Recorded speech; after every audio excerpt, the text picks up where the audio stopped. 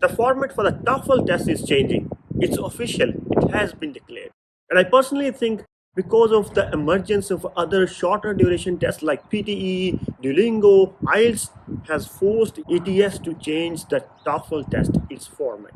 What are those changes? When are those going into effect? What immediate action you should take or at least consider taking if you plan to write TOEFL very soon? Will the TOEFL be difficult or easy after the change? And whether you should consider other English proficiency tests in 2023 like IELTS, PTE, Duolingo and so on.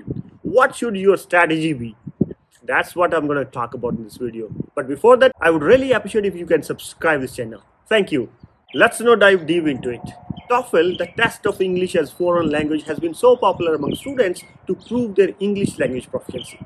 It tests students' ability to speak, listen, write, and read English. ETS, the company that conducts this test, has announced that starting July 26, 2023, they are changing the TOEFL test format. They are making it shorter. Instead of 3-hour long current test format, the new test format will only be 2-hour long. In fact, to be precise, the students would be able to finish the test less than 2 hours. ETS is cutting the test time almost by 1/3. I remember very clearly back in the days when I took the TOEFL exam, it was 3-hour long format. It was tiring, boring, and difficult. Don't tell it to anybody because that's my excuse to justify my low score in TOEFL.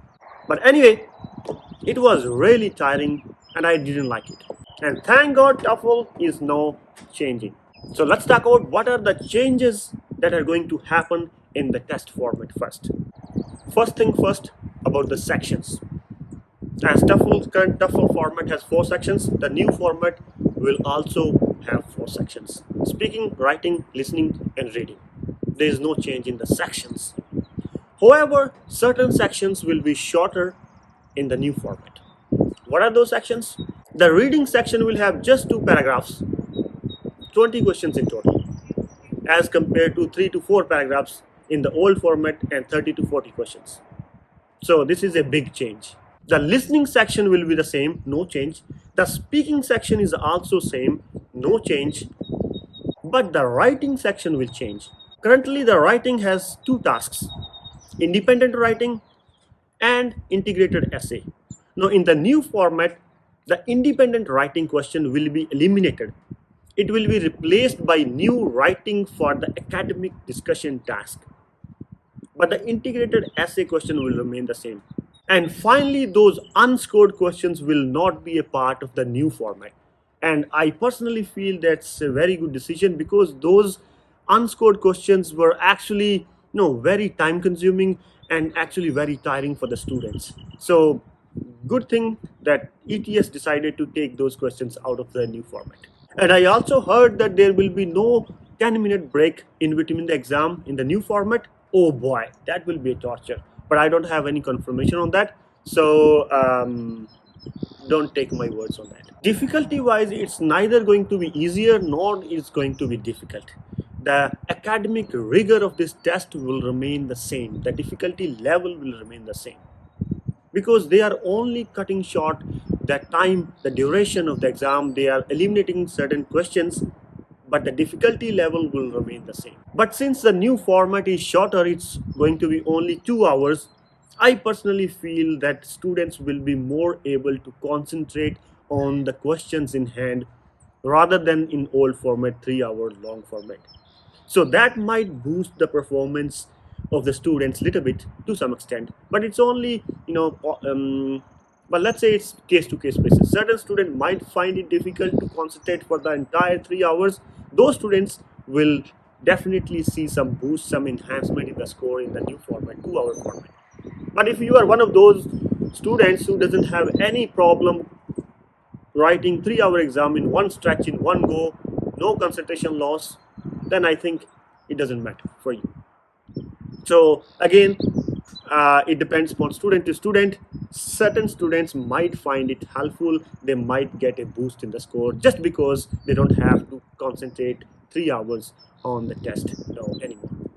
Talking about the immediate actions, if you are one of those students who have already registered for the TOEFL exam, ETS is going to allow students to reschedule the exam free of cost. And if you want to reschedule the exam free of cost, you have to do it before the 30th April 2023. If you do it before the exam, that will be free of cost. After the April 30th, you have to pay for reschedule. So if you want to, let's say, postpone your exam and give it after the July 26th in a new format, you might want to consider rescheduling the exam. And if you are okay to write a long format, 3-hour long format, then you might, just ignore it. Don't reschedule it. Go before 26th April, the 26th of July, and write a long 3-hour format, and you should be good. My opinion is just go with a new format.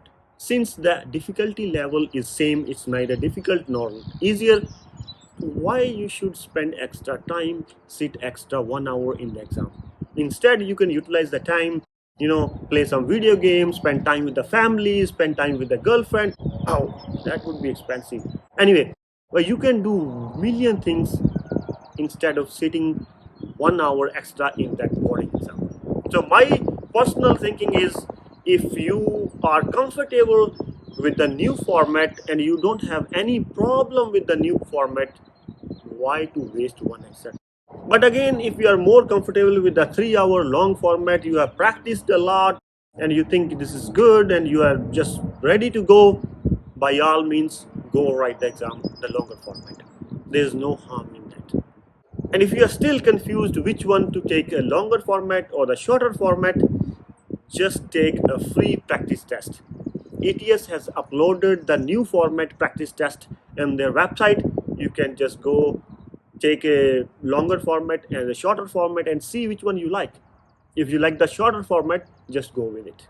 Now, talking about the scoring, although the format is changing, but there will be no change in the scoring.